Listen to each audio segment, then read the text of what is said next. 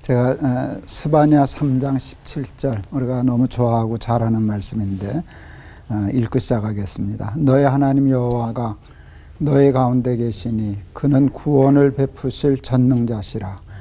그가 너로 인하여 기쁨을 이기지 못하여 하시며 너를 잠잠히 사랑하시며 너로 인하여 즐거이 부르며 기뻐하시리라 하리라. 저는 문효동네 외아들로 자랐습니다. 그래서 형, 동생, 특히 누나가 있는 친구들이 참 많이 부러웠습니다. 제가 77년도에 결혼을 했습니다. 결혼할 첫 달부터 아이를 기다렸어요. 근데 감사하게도 몇 달 만에 아내로부터 임신 소식을 들었습니다. 그 임신 소식을 들은 날 아이의 이름을 지었어요. 김부열, 아비 붙자 기쁠 열자. 아비의 기쁨이다. 그래서 김부열이라고 이름을 지었는데 그 아이가 태어나서 최소한 1년 버스에서 내려서 우리 집까지 거리가 아마 5분 안 걸렸을 거예요. 근데 한 번도 걸어 다니지 않았던 것 같아요. 뛰어다녔어요. 그 5분이 길어서 빨리 보고 싶어서. 네, 그래서 아이가 태어나서 그런 기쁨을 줬는데 그래서 제가 그때 생각했어요. 나는 이 아이한테 평생 빚을 졌구나. 이 아이가 나한테 1년 동안 준 행복은 내가 평생 갚아도 못 갚겠다. 그래가지고 제가 엉뚱한 책을 하나 썼어요. 자식의 은혜를 아는 부모. 자식의 은혜더라고요.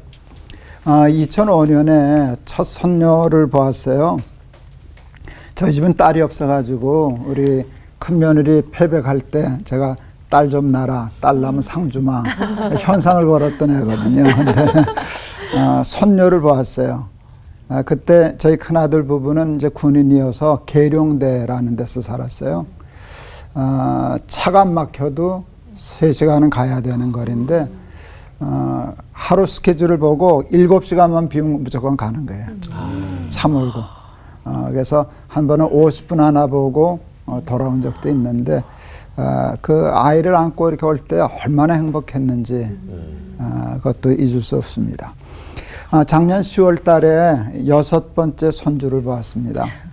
10년 만에 우리 5째 손녀하고 10년 터울이에요. 우리 둘째가 결혼이 좀 늦었고 아이도 늦어서 지금 아이를 낳았는데 손자를 낳았는데 이제 5달 반 정도 됐습니다. 정신이 하나도 없습니다. 참새 방앗간입니다. 들락거리고 거의 매일 출근합니다. 품에 안고 있으면 온 세상을 다 아는 것 같은 기분입니다. 우리가 하도 좋아하니까 우리 둘째 아들하고 며느리가 참 감사하죠. 어느 때나 오시라고, 문 두드리지 말고 들어오라고, 그 비밀키, 번호키 있잖아요. 그걸 저 엄마 생년월일로 해줬어요. 무사 통과라고.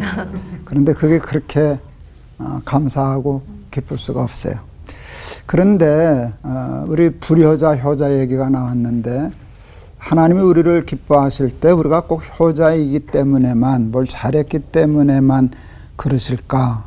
그렇게 착각하기가 쉬워요. 근데 그렇진 않아요. 그냥 자식이니까. 우리 막내가 사람을 너무 좋아하는 아이예요. 사람이 너무 좋으니까 공부를 조금 덜 좋아하더라고. 수능이 이렇게 자기가 원하는 만큼 점수가 안 나왔어요. 저한테 메일을 보냈어요. 아빠, 내가 부끄러우시지요? 수능이 조금 생각처럼 안 나오니까 아빠, 내가 부끄러우시지요? 그때 제가 기가 막힌 답을 보냈어요. 지금 생각해도. 공부를 좀 잘하면 좋지. 근데 공부를 잘하면 내 새끼고 공부 못하면 남의 새끼냐? 공부 좀 성적 좀 안 나왔다고 그거를 부끄러워하는 애비가 더 부끄러운 놈이지. 너는 아버지는 너 부끄럽지 않아. 수능 조금 떨어졌지만 네가 얼마나 장점이 많은데 아버지는 나 안 부끄러워. 제 양심적으로 안 부끄러웠어요. 걔는 수능이 높기 때문에 내가 기뻐하는 게 아니에요. 기뻐하지. 근데 그냥 내 아들이니까 기뻐하는 거예요.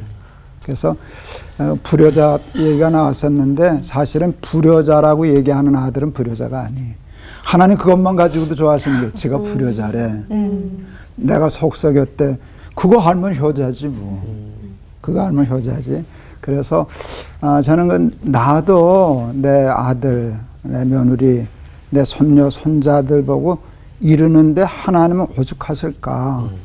내가 잘나서, 내가 온전해서, 착해서, 의로워서 그게 아니라 내가 당신의 자식이기 때문에 기뻐하시겠구나.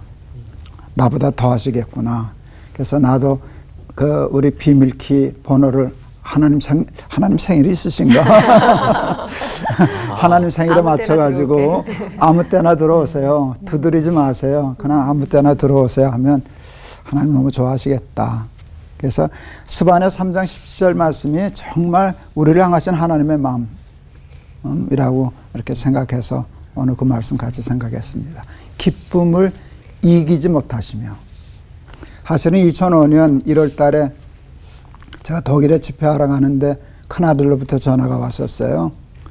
아버지 축하드립니다. 그래서 뭐 좋은 일 있냐 그랬더니 올해 할아버지가 되시겠습니다.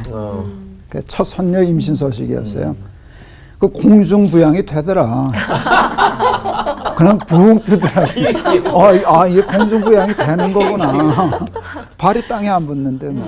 그래서 그 기쁨, 근데 하나님이 내가 죄인이고 하나님 속삭이는 것도 많고 그런데 가끔 철들어서 회개하고 제가 불효자입니다.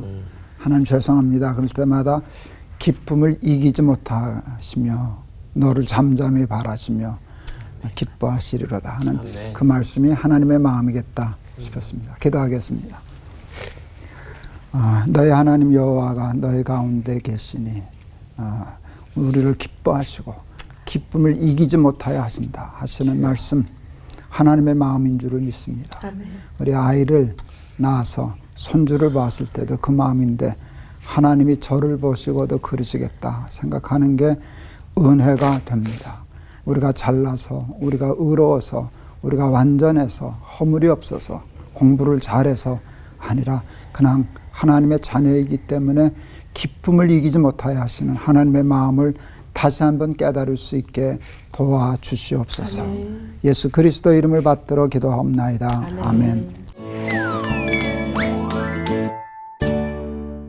엄마 아빠의 뜻을 모르고 그냥 천방지축 막 날뛸 때가 많거든요. 우리 애들도. 네. 근데 저희들도 사실 그렇게 하나님의 뜻을 잘 모르고 살아갈 때가 많은 것 같은데 어떻게 하면 좀 하나님의 뜻을 잘 발견할 수 있는지 그리고 하나님의 뜻은 또 어떤 식으로 나타나는지 궁금합니다. 하나님의 뜻을 모르는 게 당연하지 않아? 하나님도 그거 인정해 주시지 않으실까요? 니들이 그렇지 뭐. 그거 있는 그대로. 이제 그런데 이렇게 끊어지지 않고 그러다가도 아유 내가 하나님의 뜻과 어긋났구나 하고 그거 깨닫는 것이 뜻을 깨달아서 순종하는 것만큼이나 하나님이 기쁘실 거예요. 그러니까 몰라도 니들이 뭐 모르지 니들이 나를 어떻게 다 알겠니 하고서 다 봐줬었는데 어느 날 아유 나는 이게 하나님의 뜻도 모르고 엉뚱하게 살았어 하고 후회할 때 얼마나 기특하시겠어요. 알고 안 하는 것보다는 모르고 못하는 걸 또 네, 그것도 하나님, 그렇죠. 뭐 하나님, 우리가 어떻게 하나님의 뜻을 알아서 100점짜리가 되겠어요. 하나님, 하나님이 다 우리 수를 읽으실 텐데, 우리가 50점짜리인데 우리가 100점 안 맞았다고 밤낮 그러시진 않을 거 아니에요. 그래서, 물론, 그러니까 하나님의 뜻도 모르고 마음대로 살아도 돼. 이렇게 해석하면 안 되지만, 너무 거기 얽매여서, 사탄이 또 거기다 공격하거든요. 너는 하나님의 뜻도 모르고 지멋대로 다니니까, 하나님이 너를 버리실 거야. 하나님은 사랑하지 않으실 거야. 하나님은 너 싫어하실 거야. 자꾸 양심을 통해서 또 사탄이 그런다고요. 근데 거기는 빠지지 않아도 되지 않을까 싶습니다.